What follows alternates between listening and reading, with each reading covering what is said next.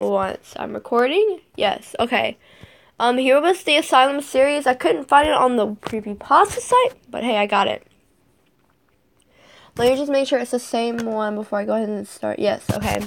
So this is a 6-part series, and one of the stories involves something to do with psychosis. So, let's get started. This is part 1, eating disorder.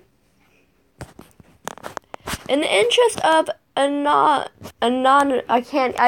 already messed up. Anonymity. Sure. Anonymity. I'll just say anonymous. I will say only that I work in healthcare. We seem to get more than our fair share of strange patients. One specifically has been on my mind lately. The girl in question, a recent admission, had a story disturbing enough to run through the interdepartment grapevine fairly often. Tired of hearing the same gossip repeated endlessly, I pulled and read her file, intending to debunk the rumors. I wish I hadn't. I'm sorry. The following is a cleaned-up version of her personal written account. This is all a misunderstanding. Honestly, I'm fine. I am not the problem. There's someone else out there responsible for this. They're doing this to torture me. I shouldn't even be here. I've had some issues with body image. That much is true. I was actually failing yet another diet when it first happened. We were out celebrating Becky's promotion. The 5 of us were at a restaurant. I can't even read words. At dinner. Sorry. It was a really nice restaurant, but I can't remember which. And my diet willpower was running on empty. We'd all had a glass or 2 of wine by the time my salad came. I'd resolved to eat only half of it, and only that much, so as not to cause a scene on Becky's night.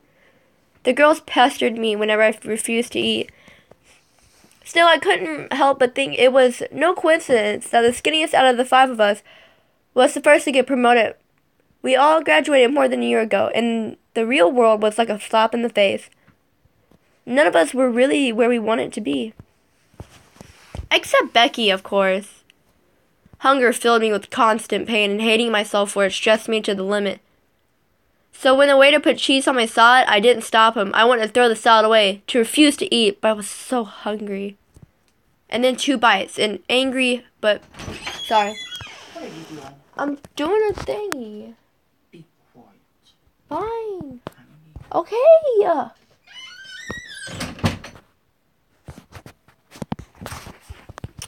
I might have to be able to edit that. I don't even think I can edit that. Can I?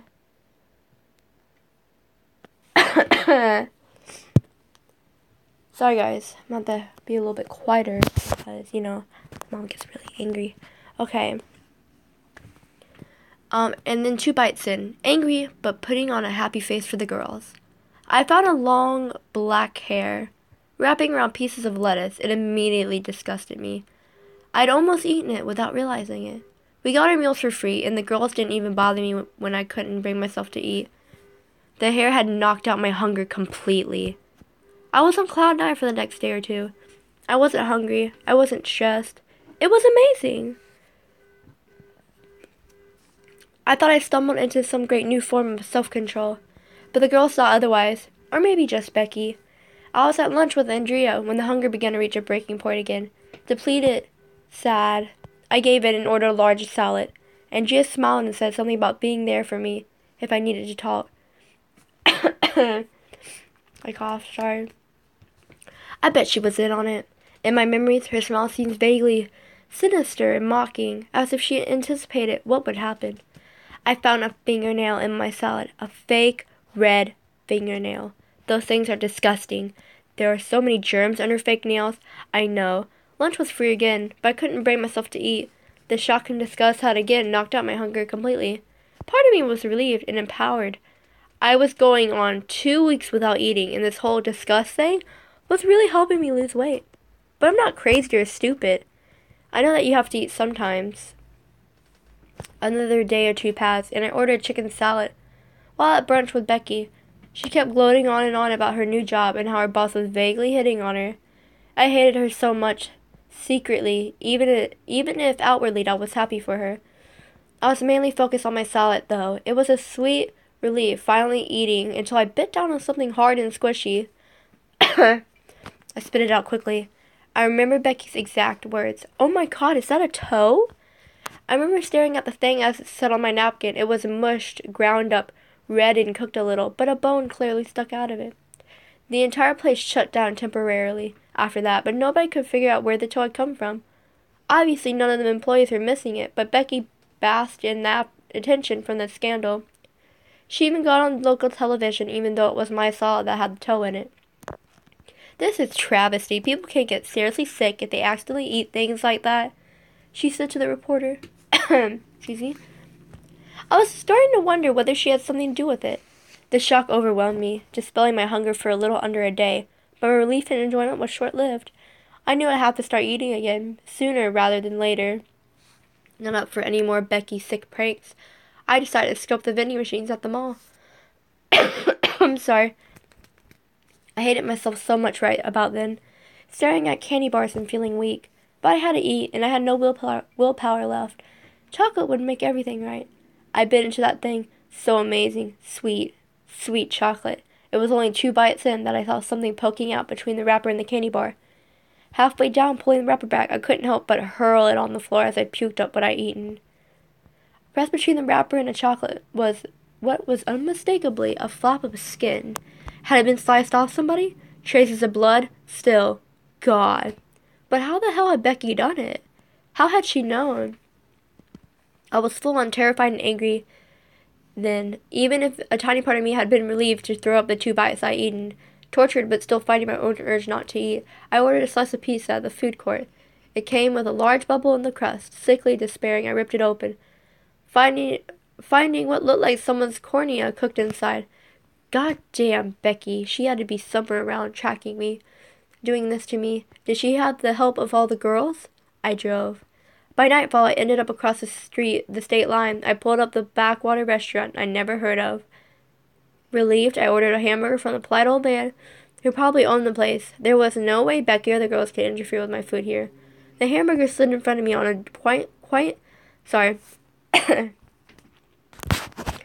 a quaintly decorated plate. Looked like the most delicious thing ever.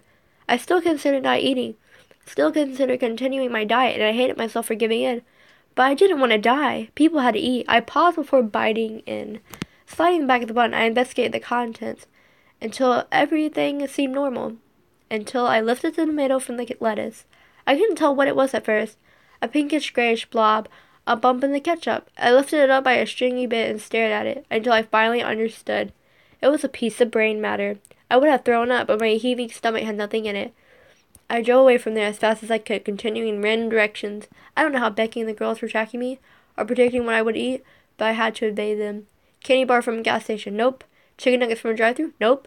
I still don't understand how they did it. I even begged a younger kid to make me a sub from start to finish.